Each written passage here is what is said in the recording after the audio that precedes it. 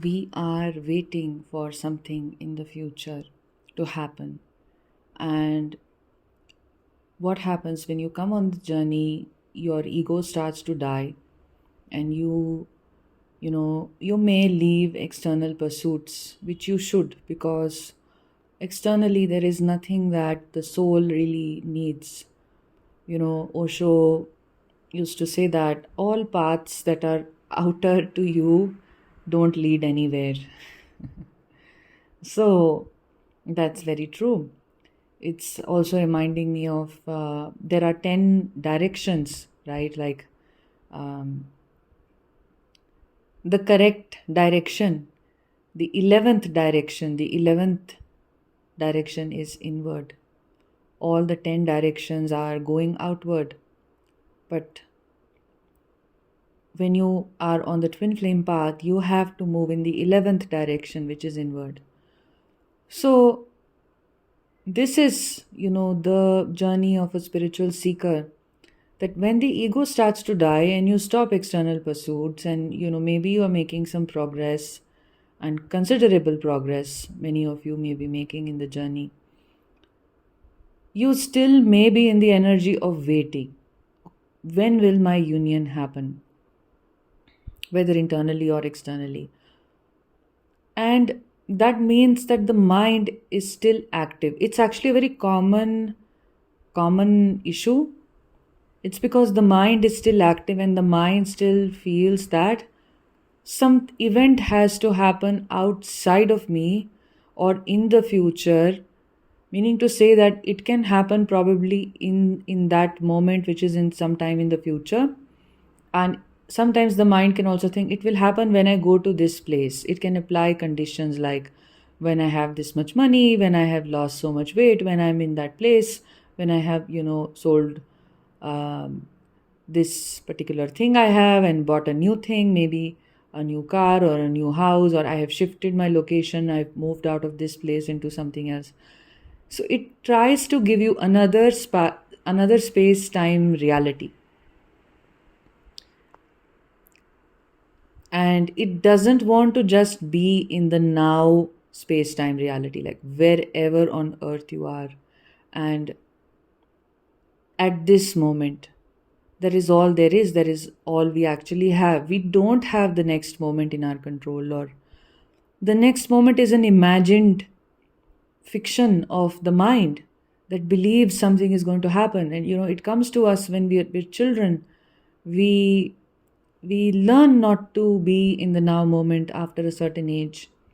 When we are very small, we are very happy with the now moment. We love the wonder of life, the bright lights, everything is very small things make us very happy. And then we enter deeper into the matrix and the conditioning of the matrix, where we are corrected for who we are. We are told, oh no, don't do this, don't do that, don't be like this, be like that. So we start to feel uncomfortable in our skin. We start to think that something needs to happen, for me to become better or for life to become better. So we get dissociated from the now moment. Everyone around us is in this asleep consciousness. So we are also not exempted from this asleep consciousness. And we also join the same consciousness. We also become unconscious. We also start to think that nothing is right now, the way it is not okay. Something needs to happen for the now reality to change to a better reality, right?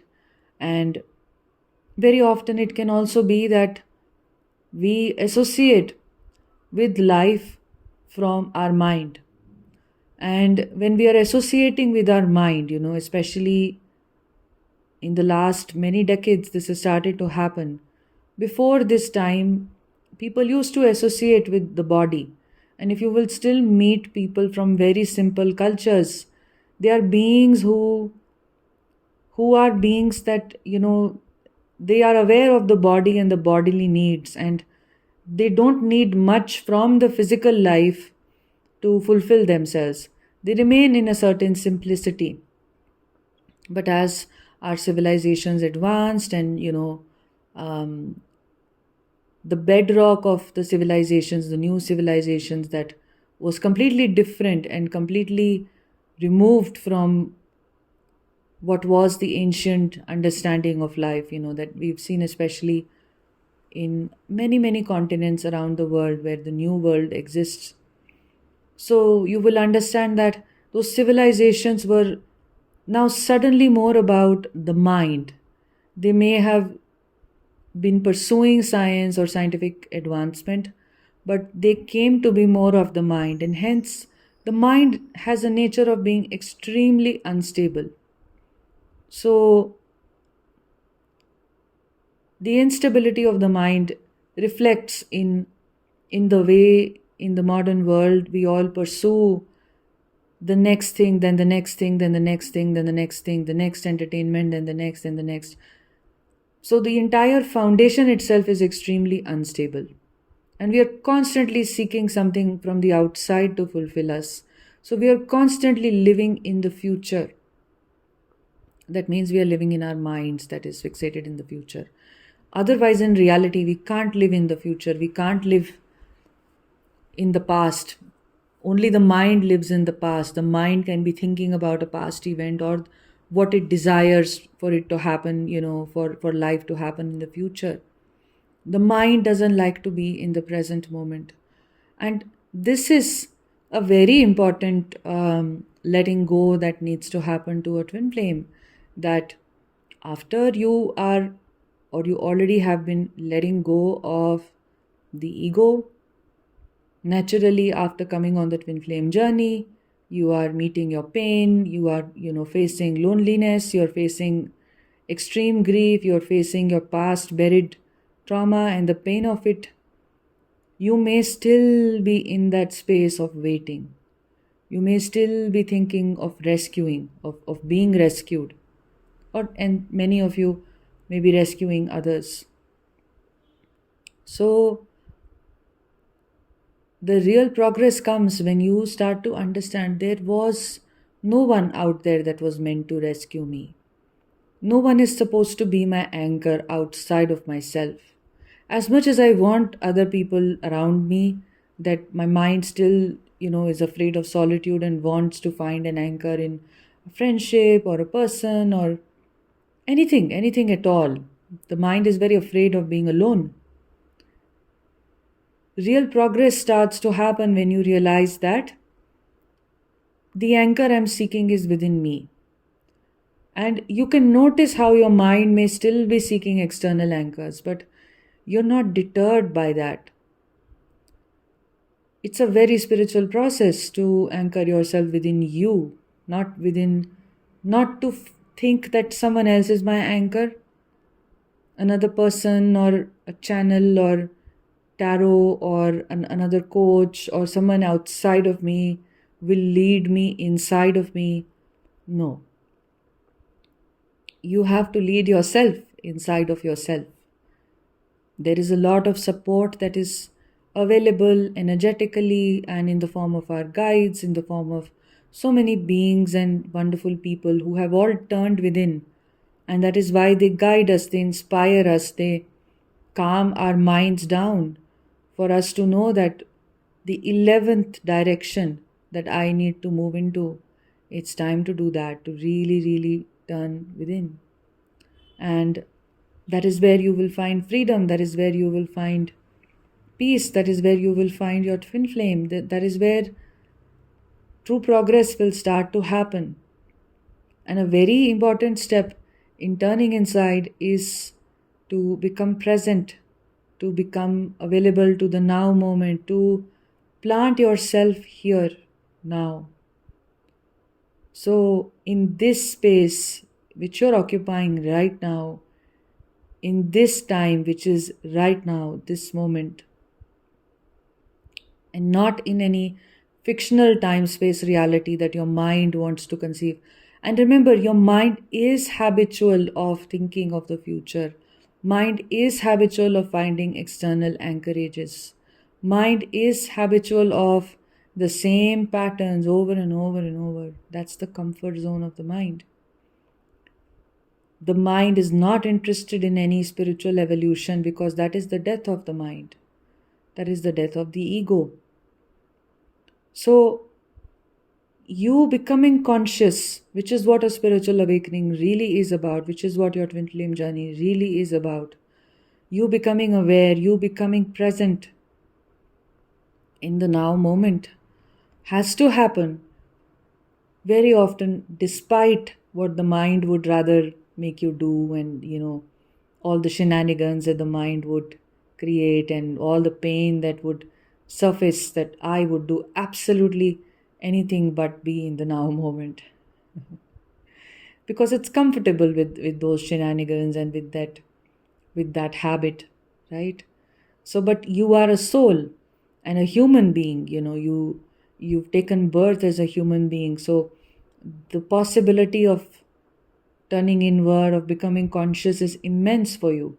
And especially now in these times where, with the solar flares and the wonderful dimensional shift that Mother Earth herself is experiencing, and we as life forms responding to that shift, to that ascension, we ourselves hold this potential. And for those who met their twin flames, then even deeper awakening. So many factors contributing to you awakening to the present moment, you awakening to the truth of who you are.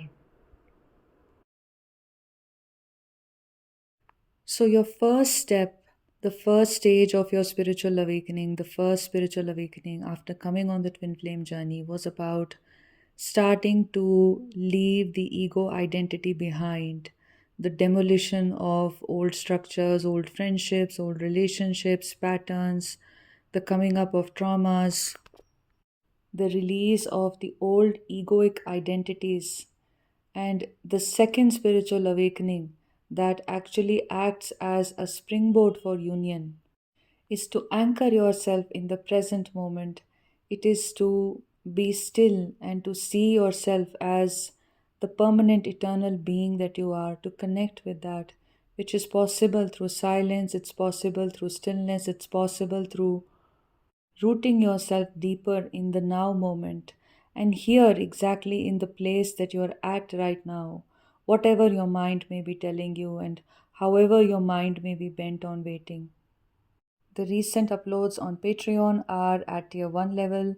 I've uploaded a video on the shared subconscious field between twin flames, how the old reality collapses, how you can support this, how you can enter a higher timeline, and a channeled message.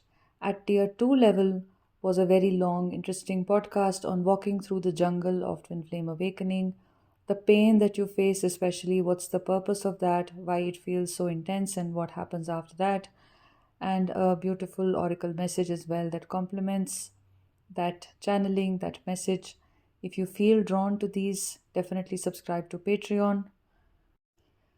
There's also a post at tier 2 level on when the divine masculine appears misaligned, and a post on shadow karmic feminine energies and awakening to our inner divine feminine energy.